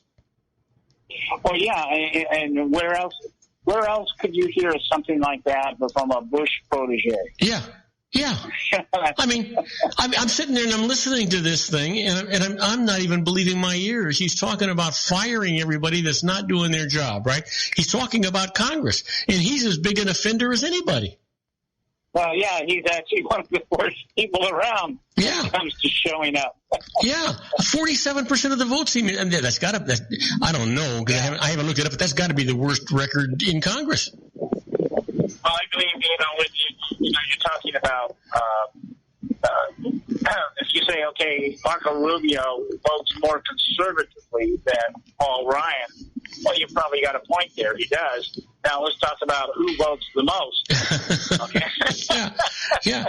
Well, that's the case where I could understand you saying, "Oh, who cares?" Right? Because he doesn't vote, so who cares how he votes? Well, he's too busy running for president. At least look at some of the other people out there. I mean, Rand Paul's running for president. She manages to show up. Ted Cruz is running for president. He manages to show up. But Rubio, I got better things to do. So I don't know what it is that makes these people. This is my biggest argument about this. This is something that I've been pitching for quite a while. I think, when we talk about adding amendments to the Constitution and things like that, I'm not a real big fan of adding anything to government. No. But one of the things I think they should do is that if you're in a sitting office in Congress or the House of Representatives, you should not be allowed to run for another office while you're sitting in a current position. Yeah. Because what we're seeing here now, some of the hot races that are out there that are coming up here in November, people keep forgetting we're going to have a Senate race, we're going to have a House of Representatives. People are not paying attention to the fact that whoever the next president is going to appoint at least 3 Supreme Court justices. These are things that people are just out there. It's just, do we want Trump, the radical right, or do we want Bernie Sanders, the radical left? Or are we going to end up with the worst of everything, either Bush or Clinton? All that stuff is irrelevant compared to what's going on in Congress, what's going on in the Supreme Court. We're either going to be able to restore our balance of powers, or we're going off the deep end. Depends on who gets elected. Yeah. But the idea here that we have 3 sitting senators running for president, all Republicans, at a time when we need a supermajority, and one of the seats that's up for grabs right now is Rubio's. Yeah. Rubio's is right now, it's an even shot. If that goes to a Democrat, wow. Where, Charlie Crist, the guy, the man of all parties, depending on what party needs a candidate, he'll change his party affiliation. He's running for Senate as a Democrat. But the problem is we're paying them to go out and campaign. We're paying this guy $200,000 a year to go out and campaign when he should be working for us. Now, I'll give you this: at least Rubio, he's got to give up his seat. He's not going to win the presidency, and he's going to lose his seat in the Senate because he can't have both of them. I don't know how Rand Paul got away with what he was doing, but he got some special deal going. But he's going to lose both anyway as well, I think. But the truth is I agree with you. If they're sitting there and they're elected and they're supposed to be doing a job, we shouldn't be paying them to try and get a different job. Well, the idea here, like I said, if it was written in such a way that you say, look, if you're a sitting senator and you're a sitting member of the House of Representatives, you cannot run for president. Or you cannot. We've got situations where we've got people in the House running for Senate seats. We've got governors running for House of Representatives. And the people don't understand that this shifts the balance of powers. We can win the White House and still lose the war. Oh, yeah. The Senate. Yeah. So this idea that everybody gets out to do whatever it is they feel like doing, to me, it's just totally ridiculous. And well, I mean, think about it. You've hit the nail on the head. Just think about this. The next president, let's just say the next president was going to be a Republican, and that Republican had 3 Supreme Court judges to pick. And we lost the Senate, and it's the Senate that has to approve those appointments. They'd sit there on their thumbs and never approve them. We would never get those Supreme Court judges. We've got to maintain the control in the House and the Senate if we get the White House, if we're going to try and get anything done with any balance of power. If the current balance of powers, as it is right now, if Congress remained the way it is right now, we just said, okay, everything pans out and the split is what it is, okay? Who cares who's in the White House? If you got somebody running Congress the way people seem to have forgotten, the president's job is to execute legislation that's already been passed, not write legislation, not get legislation passed. His job is to execute the office of the president, which is to enforce law. Now, if Congress was doing their job, they're doing the legislating like they're supposed to be doing, and the Supreme Court is doing their job, which is determining the constitutionality of such legislation. Who cares who's sitting in the White House? That's true. We have historical examples of that. That's true because then you simply if you're doing your job, you're consistently overriding any chance of a veto anyway, which means that you're actually legislating. We have historical context of when we had a president who was of a party, not the majority in Congress, that could get things done. We've got him. Clinton, as much as I hate Clinton, he got some things done. Reagan got things done. These people were in office. They had, even George Bush's first term, he didn't have a majority in the House of Representatives or the Senate, but he got some things done. And so it can be done. This idea that we need to have control of everything that it's democracy. We're going from republicanism to democracy. The majority needs to do it. No. The Constitution was written in such a way to protect the majority from overrunning the representation of the rest of the country. You know what? And I would agree with that if we had a normal Congress. But the problem is we have a Congress now that if your label is Democrat or Republican, you are exponentially opposed to the other side, regardless of the merits of what is being presented. Well, that's how it's evolved. The Democrat Party has become a progressive socialist party. The Republicans, rather than counter that, have been overtaken by fear of it. And so what they're doing is they're slowly evolving. They're trying to figure out where can we compromise to hold what little power we have that we can't use anyway. It's like it's so self-destructive. And it's so silly. It's just silly that you've got men and women sitting out there thinking, well, I'm elected to do something, but I can't really do it because I don't have the backing of the enemy. Yeah. When did it come into being that you needed to have the enemy approve of what you're doing? Well, you know, one of the things that Joe Biden said yesterday when he was saying he wasn't going to run for president, I actually appreciated very much, and that was the comment that the other party is really not the enemy. They are the other side, but they're not your enemy. They just have a different opinion of how to get places. If you had that attitude, then you actually could reach common ground, regardless of what your basic beliefs were. When you start thinking in terms of the other side as the enemy, you're never going to get anything done. But the point being, that's an out-and-out lie. The idea that, for him to stand up there and say, he said that because of what Hillary Clinton said.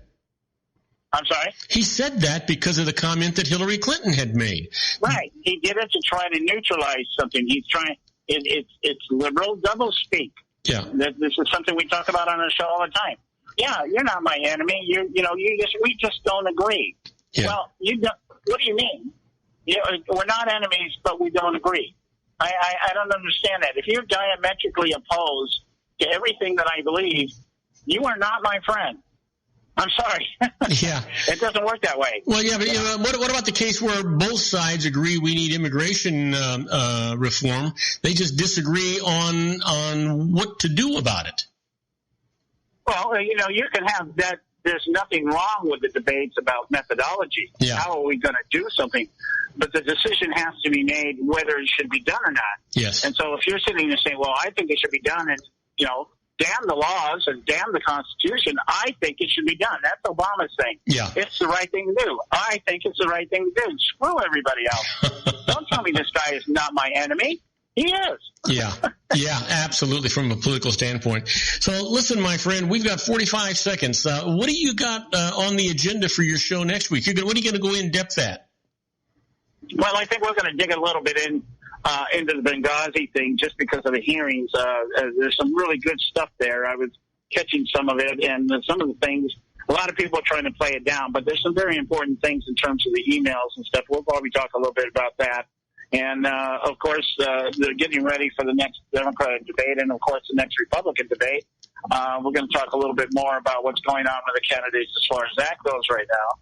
I hate to really just jump out there and say this is what we're going to do next week because, hey, we got a whole weekend ahead of us, man, The whole world could change, right?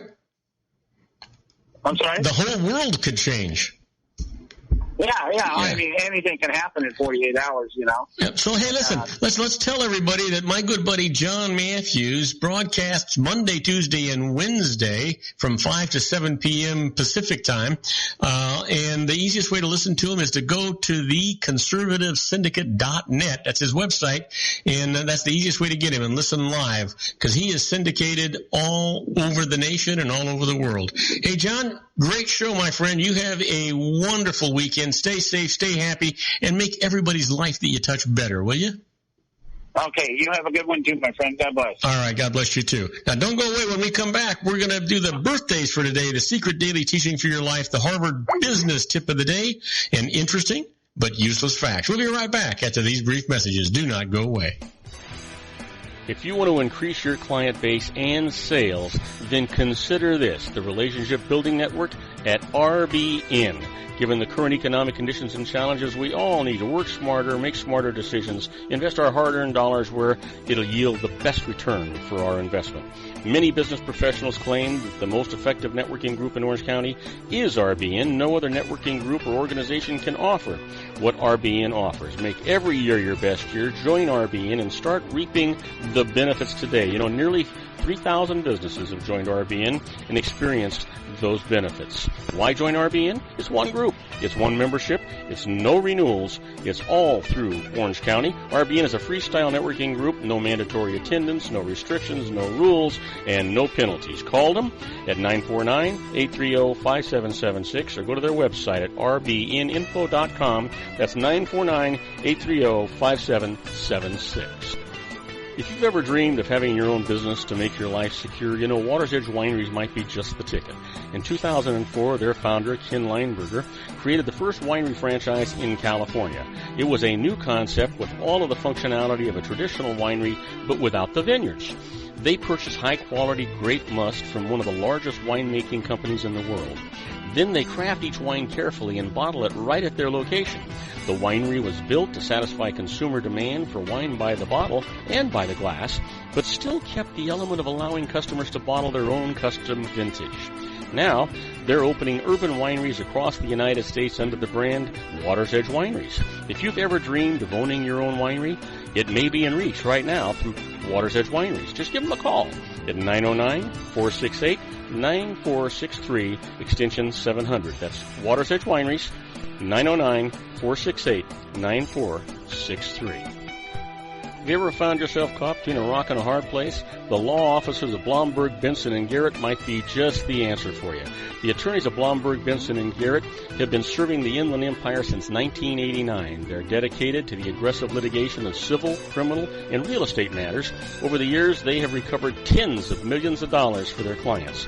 The firm's practice specializes in litigation of personal injury, accident, slip and fall, real estate, and criminal law cases. The firm provides clients with the care, accuracy, accuracy, and dedication of experienced attorneys. Blomberg, Benson, and Garrett is located at 10300 4th Street, Suite 150 in Rancho Cucamonga, California. They've been providing the Inland Empire residents with outstanding legal services for over 25 years. They look forward to providing you with aggressive legal representation. Call them at 909-945-5000, where you can talk to a person, not a machine.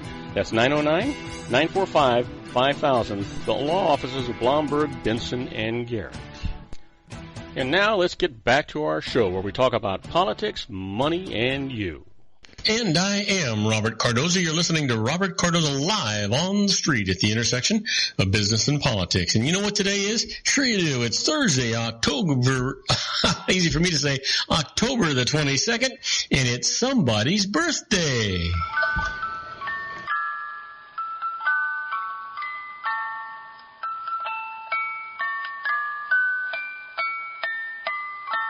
Okay, I don't know how I got tongue-tied like that, but I did, so that's what happened. So today's the birthday of somebody we all have heard of, even if we don't know him. He was born in 1920, passed away in 1996, a writer, psychologist, advocate of psychedelic drug research, and one of the very first people whose remains have been sent into space. Happy birthday, Timothy Leary. And here's a guy that just wants to give you a hug. He was born in 1946, a physician and writer who began his career as an MD and later became a mind-body expert. Happy birthday, Deepak Chopra. And it's also the birthday of a fantastic actor, Mr. Jeff Goldblum. Happy birthday, Jeff. And today in history, October 22nd, 1746, the College of New Jersey. You know what that is, right? Well, it was later renamed Princeton University, receives its charter. And in 1797, 1,000 meters, that's 3,200 feet above Paris, André Jacques Gamain makes the very first recorded parachute jump. Yep, in 1797. And here's the gentleman. In 1926, J. Gordon Whitehead sucker punches magician Harry Houdini in the stomach in Montreal and actually damages his appendix, and he dies from that. Well, our quote for today comes from George Bernard Shaw. George says, "I want to be all used up when I die." You know what? That's not a bad idea for all of us, right? It makes sense to me. How about let's get right to the secret daily teaching for your life. And you already heard me say it many, many times. It's all about a positive mental attitude. In the teaching for today, you can turn writing into a powerful time to create your future life. Next time that you're in a situation where you are waiting, seize that time and imagine having all the things that you want. You can do this anywhere, anytime. Turn every life situation into a positive one. It's all about a positive mental attitude. That's right, folks. That's exactly what it is. Now, let's talk about the Harvard Business Tip of the Day. And for some reason, this thing is not, I don't know why I'm having such a problem with this thing every day. It's starting to drive me nuts. You know, at some point, I'm going to give up on it. So let's try it one more time. And if it doesn't work, and it's not, to heck with it. You know what I'm going to do? I'm going to skip the Harvard Business Tip of the Day for today, and we're going to do interesting but useless facts. You know, it's an extra 30 seconds of this. It makes no difference to me. Here we go. Did you know that Finagle's Law was the one that went, anything that can go wrong will go wrong? That wasn't Murphy's Law. No. Think about it. The Finagle's Law. That's the facts, folks. How about this? Did you know a snake has no ears? However, its tongue is extremely sensitive to sound vibrations, and by constantly flicking its tongue, the snake picks up these sound waves. In this sense, a snake hears with its tongue. That's kind of interesting if you think about it, right? Sure it is. How about this one? Did you know the reason why milk is white is because it contains a protein called casein, which is white. It also contains fat, which is white. So give that some thought. And you know what? Here's the other thing. You know, Sean Lefebvre and I, we talk about this all the time. He says it's not good for me, and I say I don't care. I love milk. I was raised on a dairy. I've drinking milk all my life. I'm going to continue to drink milk. Now that I'm older, I need more and more calcium in my system to help protect my strong bones, and so I get some of that from milk. So, what the heck? How about this? Did you know that it's impossible to sneeze with your eyes open? I didn't know that. I wonder if I'll remember the next time I sneeze to see if I have my eyes open. I wonder why that is. It might be, if you think about it, it might be just a natural reaction. Your eyes kind of bulge. It's partly to protect your eyes, if you think about it. How about this? That tigers have striped skin, not just striped fur. So if you shave the fur off, the skin underneath would have stripes in the same places. That's kind of interesting. Did you know that the letter W is the only letter in the alphabet that has 3 syllables? All others have just one, W. Hey, and here's one for you. Approximately 80% of all paper money in the United States contains traces of cocaine. So doesn't it make you wonder how it is when you're walking through an airport and you have these drug dogs there, that they aren't all over you? If 80% of all paper money, you got to have the trace of cocaine. They must be smelling this stuff, right? You would think, Oh, let's see. Here's one. Wine will spoil if exposed to light. Hence, tinted bottles. That's why. And that's the truth. I have a wine cellar, and it holds about 750 bottles of wine, and it is totally dark. We have a temperature control, but it is totally dark because I'm more worried about the light than anything else. As long as you don't have a big fluctuation in temperature, you're okay. But if you've got light in there, it's going to ruin everything. So keep that in mind. Did you know that Warner Communications paid $28 million for the copyright to the song Happy Birthday? Give that one some thought. And by the way, Happy Birthday is now public domain. So they paid $28 million for it, and they can't do a thing about it. You can use it all you want. So give that some thought. Let me leave you with this. The first letters of the months July through November, in order, spell the name Jason. I'll leave you with that. Now, do not go away, because when we come back, I'm going to answer your emails. And my first email today comes from Seymour Goldberg from Danville, Virginia. He's asking about IRA contributions, and I'll tell you all about that. You know what, actually? I'll tell you all about that right after these brief messages. Don't go away. We'll be right back, folks. We'll be right back if I can find there we go. Isn't it time to shine the spotlight on your expertise? The Interview, starring you. Here's your chance to capture 5 minutes of fame with The Interview. This isn't just any interview. This is your opportunity to showcase your expertise and position yourself as a trusted expert in a one-on-one video interview hosted by Robert Cardoza, host of the nationally syndicated show Robert Cardoza Live, and powered by AHA Studios. What is it? A professionally recorded video for your use. Robert Cardoza interviews you on the set where he records his show. Professional interview showcases your expertise and value, shot in a state-of-the-art studio. And what's in it for you? Gain credibility as an expert, earn the trust of your target market, educate in a way that intrigues your audience, gain a powerful marketing tool that offers dozens of uses: website, video sharing sites, social media, email, DVDs, direct mail, lobby video, resumes, profile building, all that kind of stuff. Association with the nationally syndicated celebrity. That's right. And let's talk about AHA Studios. AHA is a strategic marketing firm that leverages the powerful in visual persuasion to help your business create powerful messages that connect with your target market. AHA ventures way beyond strategy, delivering the marketing collateral you need to start driving a new business through your doors. AHA has a full-service, in-house, state-of-the-art production studio to bring your messages to life using video. Discover how to make The Interview work for you. Call 949-831-2222. That's 949-831-2222. Aho Image Studios, Incorporated. Dr. Stephen Tidwell, General Family Dentistry in a caring, personalized environment. Here at Dr. Tidwell's office, we are dedicated to helping you keep your teeth healthy. We are a state-of-the-art dental practice that still believes in traditional values, such as excellent customer service and individual attention. We have a special welcoming offer for you for just $39, a complete exam, personal consultation, professional cleaning, and all necessary x-rays. That's a $266 value for $39.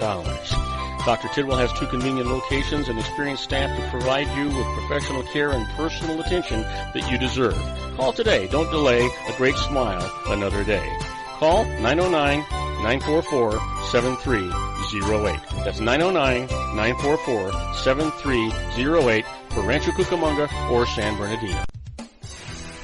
Joel Saltzman is Dr. Wireless. He has turned his considerable expertise into consumer credit risk and wireless security into a highly specialized independent web-based consulting enterprise targeting consumer credit risk analysis and wireless transactional security and monitoring. He works as a wireless analyst, veteran independent agent, and consumer liaison for most wireless telecom carriers and equipment manufacturers. For more than 20 years, corporate and private clients and media audiences have counted on his unvarnished advice while weighing the technology, performance, and cost differences between Sprint, Nextel, AT&T, Verizon, and T-Mobile. Joel specializes in setting up mobile wireless hotspots to be used for disaster preparedness, business continuity, and mobile wireless merchant processing solutions.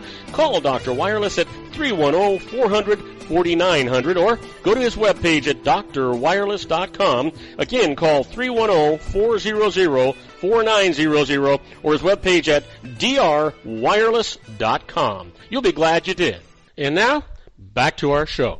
And I am Robert Cardoza. You're listening to Robert Cardoza live on the street at the intersection of business and politics. We're at 4:52 p.m. Pacific time. It is still 80 degrees here in the heart of the Inland Empire in sunny Southern California. Well, we're coming down to the wire. Time for me to answer your emails.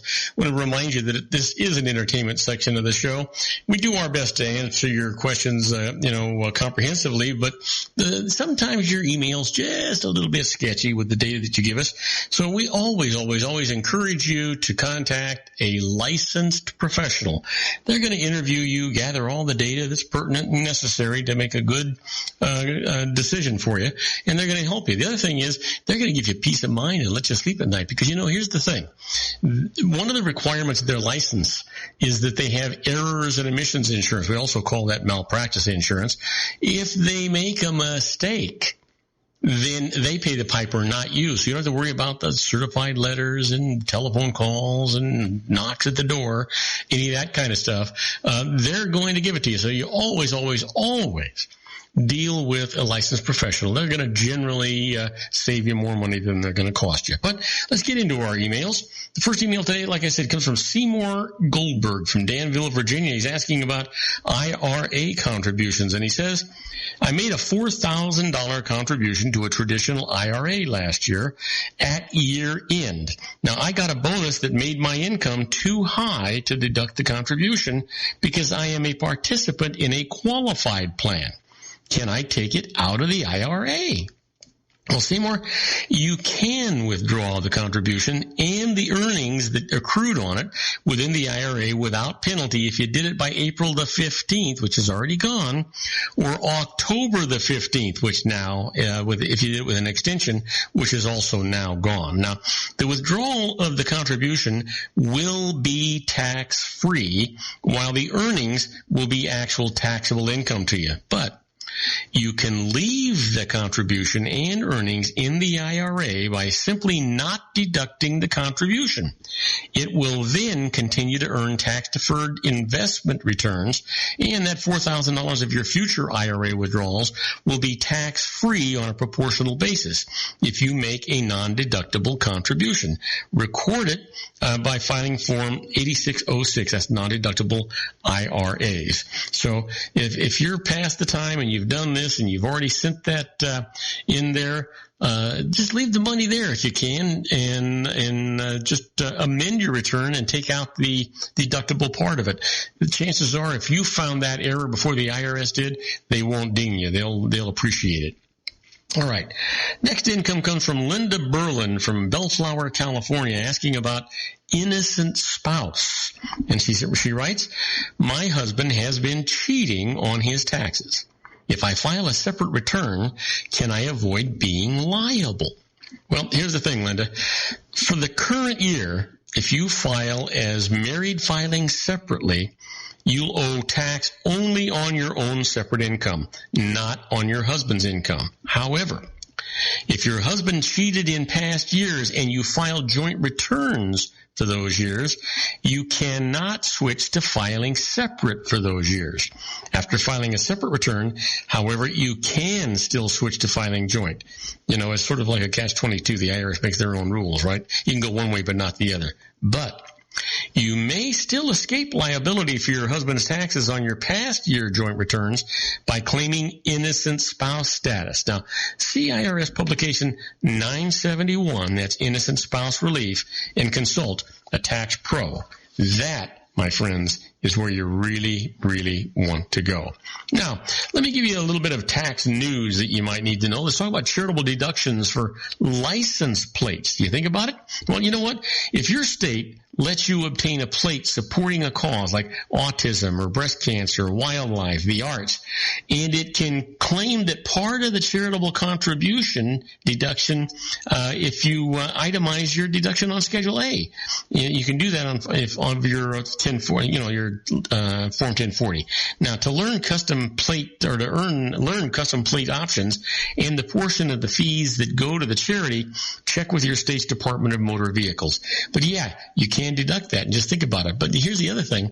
Keep in mind that only about 25% of the nation actually itemizes their deductions, which is the only way you're going to be able to do this under that charity side. So keep that in mind when you're moving on. And how about this? Penalty-free withdrawals of rebate checks. If per your instructions, your tax return refund was directly deposited into an IRA or a Roth IRA, a health savings account, Arch or medical savings account, Coverdale education savings account, or ESA, or a Section 529 college savings plan, your economic stimulus check is automatically credited to the same account. Now, the stimulus payment may be put over contribution limits for the year, or your income this year may preclude the contribution actions that ordinarily would result in a tax penalty. Fortunately, the IRS says that you have until the due date of your return, that's April the 15th, or the extension, like I said, October the 15th, or later if the extended due date went beyond that for the Coverdale. Now, to withdraw some or all of the rebate check penalty free, the IRS promises to provide instructions for reporting withdrawals on those returns if financial institutions report the distributions on information returns, which they should not be doing. So kind of give that some thought. And with that, I think it's time for us to say adieu. You know, I want to thank you for listening to Robert Cardoza Live at the intersection of business and politics. Robert Cardoza Live broadcasts on Spreaker Radio, Roar, 1776 Radio, MyCast Live Radio, and countless terrestrial stations worldwide every Monday through Friday from 3 p.m. to 5 p.m. Pacific Time, and on 405 Media Radio Monday through Friday from 6 a.m. to 7 a.m. Pacific Time. Please follow me on Facebook, Twitter, LinkedIn, Google+, Podomatic, and YouTube, where you can listen to all of my shows 24/7. Go to my website at www.robertcardozalive.com and email me at robertcardozalive@gmail.com, where I get all the emails that I deal with here on the show. On my next show, we're going to be talking to Dr. Stephen Tidwell, and he'll be talking about tomorrow's dentistry today. And David Garrett continues his series of Garrett on the Law, and I encourage you to tell all of your friends about my show here on the RLC Broadcasting Network. That's our show for today.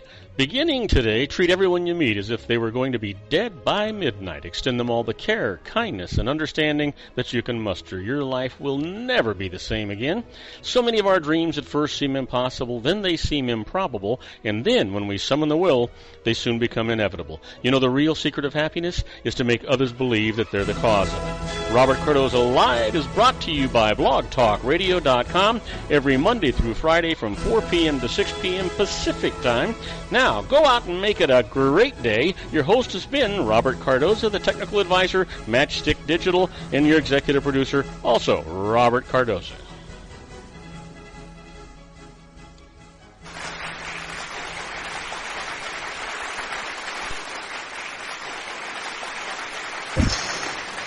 Okay, everybody, that's a wrap. I hope you enjoyed today's show as much as I enjoyed producing it for you. Don't forget to join me again tomorrow at 3 p.m. Pacific Time for another installment of Robert Cardoza Live on the street at the intersection of business and politics. In the meantime, I want you to stay safe. I want you to stay happy, and I want you to make everybody's life better because you're in it. Other than that, all I can say is good night, everybody.